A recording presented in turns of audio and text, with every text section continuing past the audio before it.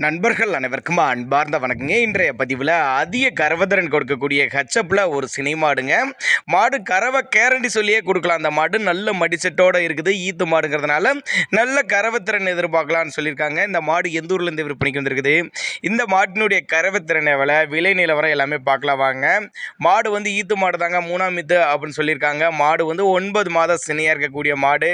இன்னும் கண்ணு போடுறதுக்கு டைம் 1 வாரம் பிடிக்குங்க. 25 லிட்டரு கறவை சொல்லி கொடுக்கலாம் அப்படின்னு நம்மளோட விற்பனை தெரிஞ்சுக்க. அப்படி மடி கூச்சம்னா எதுவும் இல்லை, நல்ல காம்புலம் கறவை கேரண்டி சொல்லி கொடுக்கலாம்.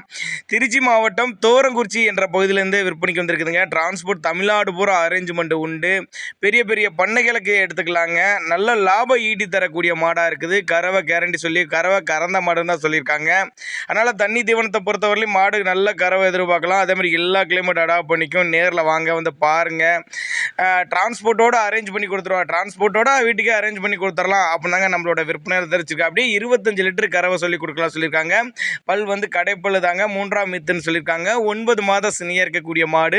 இன்னும் 1 வாரம் பிடிக்கும் அப்படின்னு தான் சொல்லியிருக்காங்க. நல்ல மடி செட்டுங்க. மடி பாருங்கள் பயங்கரமாக எடுக்குதுங்க.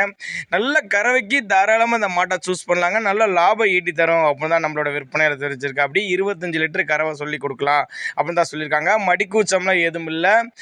தேவைப்படும் நபர்கள் மட்டும் தாராளமாக கான்டாக்ட் பண்ணுங்கள். இதனுடைய விற்பனை விலையை பொறுத்தவரைக்கும் கொஞ்சம் அனுசரித்து பண்ணிக்கலாம். தாராளமாக என்னை கான்டாக்ட் பண்ணுங்கள் அப்படின்னு தான் நம்மளோட விற்பனை தெரிவிச்சிருக்கா. அப்படி